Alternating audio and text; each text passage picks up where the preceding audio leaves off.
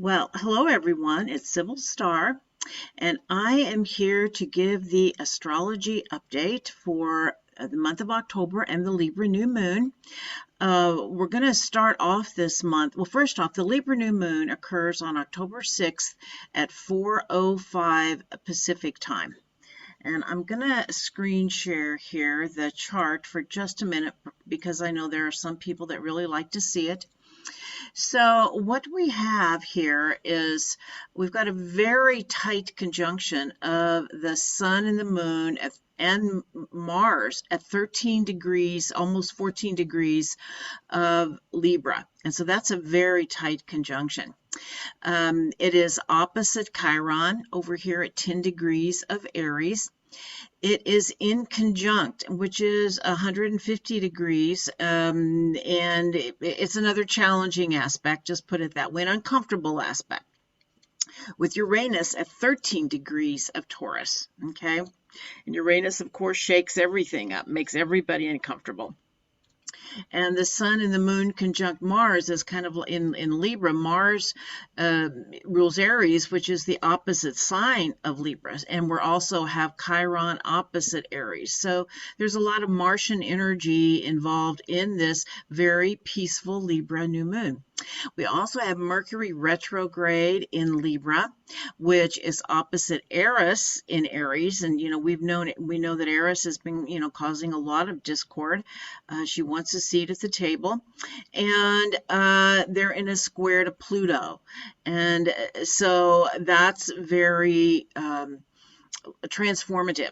And we'll talk about what that actually means. All right.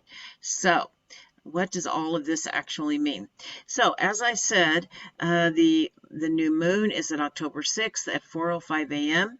We have a Sun-Moon-Mars conjunction, and then Mercury is also in Libra. So and as I said, there's a lot of Martian energy. So I'm calling this the way of the peaceful warrior. I feel like that is really what this Libra new moon is about. But there's some other things happening before we go on with that. We have 6 planets retrograde at the beginning of the month. We have, let's see, we have Mercury retrograde. Then we have all of the outer planets, Jupiter, Saturn, Uranus, Neptune, and Pluto. They're all retrograde. But by mid-month, 4 of them go direct. Pluto actually is stationary the day of the new moon. So it's really, Pluto has a lot of influence when a planet is stationary. It's kind of like just standing still and just beaming its energy really tightly. And then later in the month, Saturn goes direct. And then on the 18th of October, Jupiter and Mercury go direct together. And so, when all of these planets, and I'm going to say especially Saturn, when they are retrograde, sometimes it can feel like we're in a holding pattern, kind of things are stalling, they're not moving forward very easily. But I feel like when these 4 planets go direct, we'll become maybe aware of a new direction in life.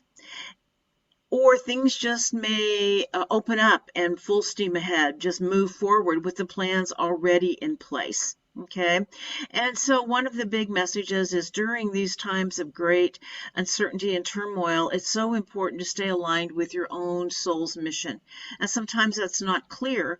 Often it's about a state of being. It doesn't have to be something you do, your mission. It can be your presence in the world and how it impacts the field of energy and ripples out. So I feel like when these planets go direct, more clarity on our soul's actual mission of who we came to do or be or to impact. We'll have more clarity on that. So in Libra, so what does Libra mean? So there's several things. We have 4 planets in Libra. Libra is ruled by Venus. Libra is the sign of the scales. It's so much about balance. It's the balance of light and dark within ourselves. It is the balance between self and other. Libra seeks balance. It's not that it's necessarily balanced, is that's what it is seeking. And in the tarot, the Crowley tarot, the Libra card is the adjustment card, and it's the goddess Themis, and she is balanced on the tip of a sword. It's like that is our point of balance. That is the still point, and that's really and it's very small, and it shows us that we can get out of balance very easily. And what does that mean? Okay. It is the sign of relationship. It is the sign where we meet the other. In the zodiac, the first 6 signs are really about self-development. Once we meet Libra, we bring others in, and Libra is one-to-one connection with others, whether it's intimate partners, whether it's friends, business partners, and also counseling, because that's very much one-to-one as well. And so Libra asks us, to have empathy, to be able to feel what another is feeling. It brings in the ability to communicate with diplomacy and tact, and to be sensitive and to be kind. With all of this energy in Libra, our relationships this month are really put into focus, and how we're navigating that energy. And like I said, not just our intimate partnerships, it's our friendships. It's all the different ways where we connect and meet with others. Now, the shadow of Libra is losing oneself in another. Libra is often more concerned about the other than they are themselves, and they're known to overcompromise. Are those who have Libra energy, but in a time of Libra, we're all learning these Libra lessons. Yes, and we're learning them, for this whole lunar cycle, for until the next new moon in November. Another thing about Libra being ruled by Venus, Venus likes harmony, likes everything to be in alignment and harmony and getting along, inner peace, serenity, and all of that is, it's very important. But it's important to recognize one of the things that takes us out of harmony the quickest is unresolved conflict, because even we can pretend it's not there, but it is. And Mars in Libra is known for being passive aggressive. And so it's all the different ways in which we can find that place of inner peace. And one of those ways is dealing with conflict. But I do want to speak to just a moment about peace, because I found something so interesting that I feel it's just so important to share. And it was a graph that I saw that show the different vibrational frequencies of different states of being, and peace was right next to enlightenment. And it said the state of being was bliss, and its worldview was perfect, that everything is perfect. And I said this to a friend of mine, and she said, well, I can't accept that everything is perfect. And because it's not in the outer world. We can't say that it's perfect. And yet, here's a quote from Eckhart Tolle that I want to share that I think helped me understand a little more of it. It said, life will give you whatever experience is most helpful for the evolution of your consciousness. How do you know this is the experience you need? Because this is the experience you are having. And so when we can accept whatever experience it is we are having, because the truth of it is, the world is created from the inside out. And if we want peace in the world, we have to have that peace within our hearts, even if the world isn't peaceful. And the place to connect with that peace is through, to connect with our inner stillness, that still point, that place of balance, seeing, going deeply into the place where our mind chatter is turned off, and we can still our mind, because when we are in that place of stillness is when we can find the truth and authenticity of who we are. It doesn't lie to us, but the thing is, we have to turn off the outside world to be able to know what is really true for us, and it can give us guidance as to how to come back into balance where we might be out of balance. Okay. Like I said, this Libra sun is conjunct Mars, and Mars is, Mars is the warrior, and Mars will be in. So the sign of the archetype of the warrior is in the sign of peace. Okay, so that's why the way of the peaceful warrior just really spoke to me. And what does that mean? Okay, so first off, Mars and Venus. Venus is the ruler of a Libra. They were lovers, very passionate lovers. Their love was known all over the universe. It brings up Eros. Okay, so this is a very passionate time. So it might be in your own personal relationships, if you're finding there isn't a lot of passion, it may be because there's some unresolved conflict that needs to be dealt with. Because Mars in Libra is saying it that there might be some conflict resolution that needs to happen within our relationships. Okay. But Mars being there indicates it's a very volatile time. And on the world stage, issues of justice and fairness, but also in our relationships, what isn't fair, what's out of balance in our relationships, not just ourselves and others, are we giving too much, are we taking too much, and how do we come into that balance? But, our relationships themselves, are they out of balance? Okay. And with Mars is the warrior. Mars is about setting boundaries and standing up for ourselves. And so this might be a time when our personal relationships are rocky because we are finding that balance of what is just and fair within our relationships. Like I said, is friendships too. Setting boundaries. It might be a time to say no, and the courage to be self-assertive. Mars can move into aggression, but in Libra, it's not really so aggressive as it can be passive aggressive. And so it's really important to be really aware of what you want, and to say, maybe do it like this, say, what you're upset about, to speak of it at the moment it happens, with whom you're upset about, at what you're upset about, not this, 3 weeks later, I'm fine. Of course, you're not fine. And then 3 weeks later, it all comes out. No, it's saying, it's important to really deal with it now because it will keep everything out of balance until you do. Okay. And so the way of the peaceful warrior, knowing it is a time of assertiveness and courage and standing up for yourself. But how do you do that? Staying centered in your heart, where there is peace, where there is love and truth. And one way is about empathy. It is to empathy is being able to feel what others feel. Like they say, walk a mile in my shoes. We are all struggling in this difficult time, and having compassion and understanding for where other people are, but yet being able to stand in your own truth of what that is. Now, as I showed you, this new moon is also opposite Chiron in Aries. And, Aries is very much about autonomy and individuation. And, Chiron is the wounded healer. So it's showing us that we have, as a collective, because the whole collective is going through this. If you have Chiron in Aries in your own personal chart, then it is a personal wound. But right now it's showing us a collective wound. And as we know, we're going through some very difficult times around questions of sovereignty of self, and especially in relation to sovereignty of body.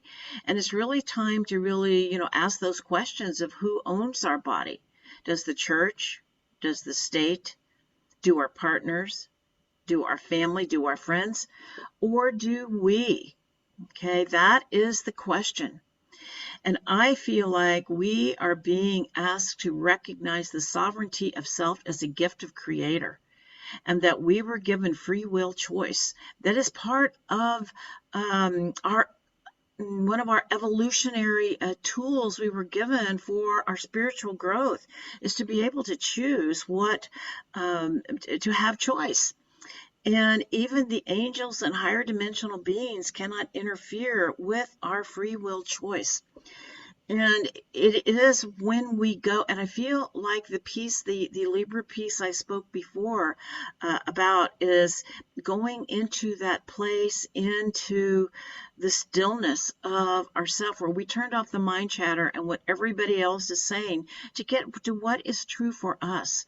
Because each of us knows what is in our highest good. Because that information comes from inner knowing, and that inner truth is about our connection to our higher self, which is our God self. When we make that place of stillness, we connect to what really is our inner truth, that for which we can then stand up for. And that there is no authority outside of ourselves that actually knows what is in our highest good. And we cannot know what is in anyone else's highest good. We do not know their karma, their soul contracts, their soul mission, why they incarnated. And the thing is, when you can also get into the stillness of your own truth and authenticity, you come to remember what your soul mission is, which is really where we're at right now. I think we're all being asked to step up and to align with whatever it is we have come to do or to be. Like I said, it's not always about doing. It's often our soul mission is about the evolution of human consciousness and to just putting love in the field, love and compassion and how we touch other souls. And in this time of being asked to really connect deeply with our own inner truth, it's important to remember that shadow side of Libra, which can show up as peer pressure, wanting to align what is true for others. Libra is known for over-compromising to please others. Are we making choices to please others, or are we making choices that are actually in our own highest good and self-empowerment? You know, Creator gave us these bodies, Creator gave us these lives to wear the unique face of Creator in the world and to experience, each of us to experience a different life and a different perspective and to live that to the fullest. Okay.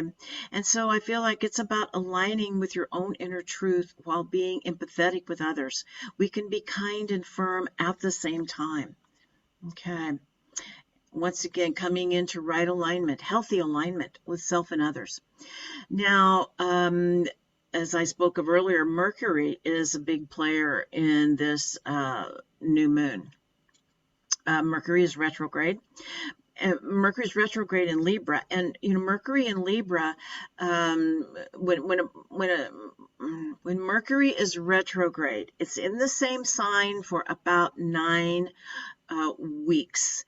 Okay, because there's about 3 weeks coming into Mercury retrograde, 3 weeks being in Mercury retrograde, and 3 weeks coming out of it. And so there's a 9-week total event. And so we're really learning what is Mercury in Libra. Well, Mercury is the mind. Mercury has to do with communication, how we perceive the world. And Mercury is in an opposite to Eris and Aries, you know, there's some anger there, and she's not fooling around. You know, she's unhappy, and she does bring discord, but she brings discord because she has not had a voice in over 5,000 years. You know, it's one of the aspects of, well, especially in a square to Pluto. Pluto shows us all of the places where we are disempowered so that we can become empowered.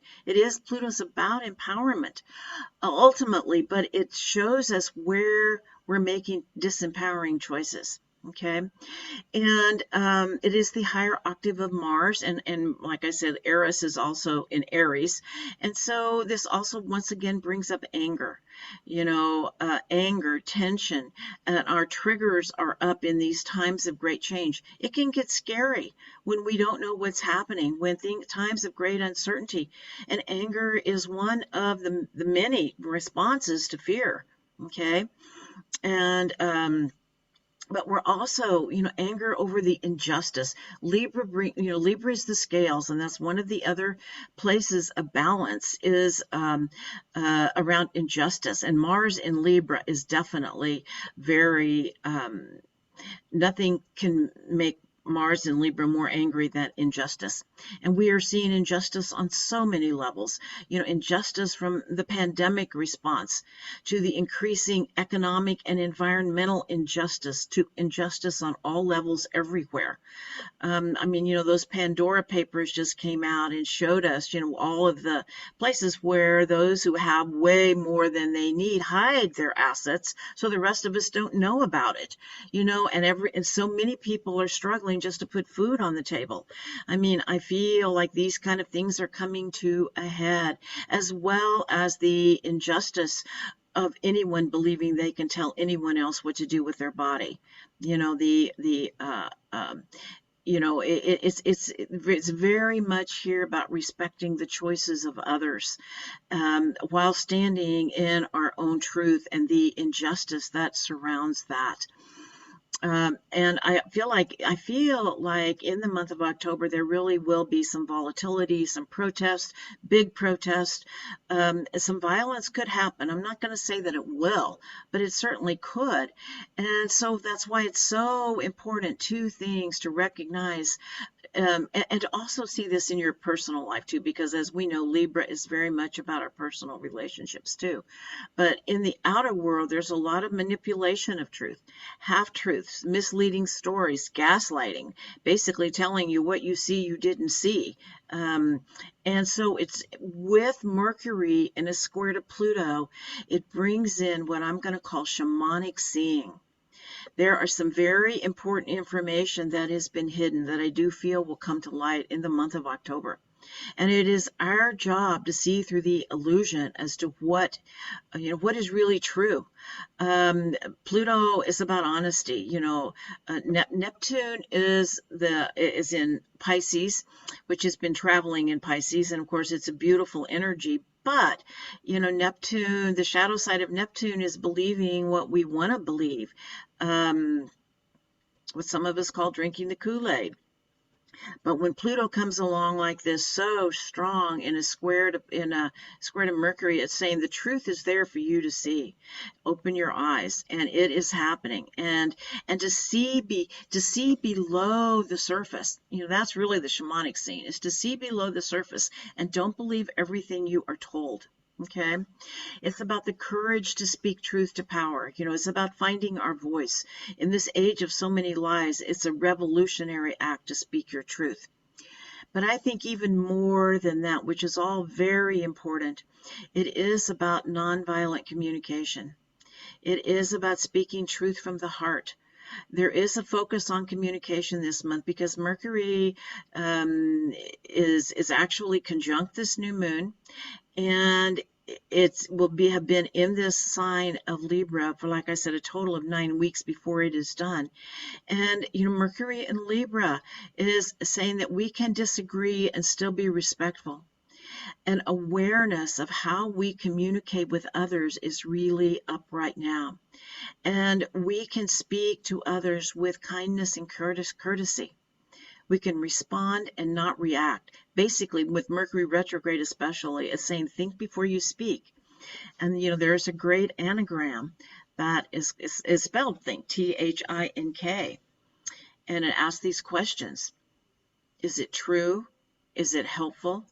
Is it inspiring? Is it necessary? And is it kind? I struggle with this myself. Because what we put in the field is what we're creating. And so being very careful of what we communicate, what our words put into the field, because our words create. Thoughts and words create. Where we focus our energy is what we are creating. And to know this energy is up, and how to stay centered within yourself, within love, within truth, and be kind to others who have a different perspective. Because like I said, we are all unique beings here on this earth, wearing a different face of Creator. And just a few words about Mercury retrograde is that we are just simply going to be having a really long teaching with Mercury in Libra. And just for all Mercury retrograde, it's retrograde from September 26th to October 18th. Mercury retrograde asks us to slow down, reassess, rethink, reevaluate, redo, and edit. It's a lot of time to reflect upon our communication with others. But it's also a time for decisions. You know, Libra often brings in decisions because there's a balance and a decision needs to be made. And it's going with what decision brings you peace in your heart. And to not make snap decisions during this time, to really reflect upon what is before you and what is your truth, not what somebody else thinks, not what your family thinks, not what the media tells you to think, not what your partner tells you to think. Take that time to go deep within and align to what is really true for you, because that is what will bring you that inner peace and help you stay centered in these times of great change and volatility. Okay, and one more thing that's really that I think is also important is that this new moon is in what's called a yod with Uranus in Taurus and Pallas Athene in Pisces. I spoke about Uranus and Taurus being an inconjunct, which is a challenging aspect, but it actually creates something called a finger of fate. A yod is a finger of fate, and it's pointing to this. So you have these 2 points, Uranus and the Pallas Athena. She's an asteroid, but she's a very important one. In what's called they're 60 degrees apart from each other, but they both point at 150 degrees to this new moon. Okay, and so just kind of think of it as pointing. It's a finger of fate or a finger of God, or is what they're both called. Okay, and so Uranus is also still traveling in a square to Saturn, and will be this year and all of next year. Okay, and you know, Saturn is the status quo. Uranus is the maverick. Uranus is the rule breaker. And so it feels like there's a big resistance that is showing up, and it's going to show up even more in November. But I feel like as it's really starting with the full moon here, I believe, is bringing into fruition the intention that is set at the new moon, and it is a kind of a wild ride. But the thing is to remember is to stay in our hearts, and nonviolent resistance is the key. But the resistance is strong. And Uranus is shaking us out of our comfort zones, allow yourself to be uncomfortable. Allow yourself to entertain a different response than old patterns. Thinking differently, being open to the possibility of things being different than you believe they are, and so that you can make a different choice in your life, being open to all that is. Mother Earth is moving into higher vibrational frequency, and we need to align with her. And the old patterns and the old way of doing things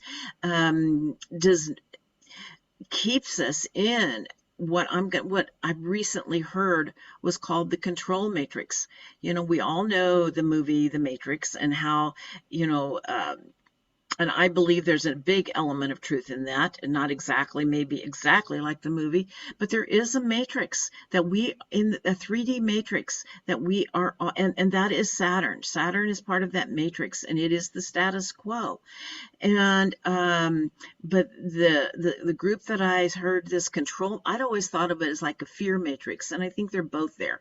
It's because I think control and fear are very similar in their manifestation, or control results from fear. And this group said that everyone, no matter your frequency level, is connected to this control matrix, to the first and second chakra, the first and second chakras. And what keeps us there, what keeps us attached, is the lower vibrational emotions, such as guilt, shame, fear, judgment, anger, envy, jealousy, but most of all, fear. Because I believe many of the other emotions actually emanate from fear, because fear is restrictive, and it can absolutely be used to control people. And we are in a time right now where the campaign of fear and control is increased. The field is full of it. But we do not have to play that game. We can unplug from that matrix of fear, separation, and divisiveness, which is what the status quo is peddling right now.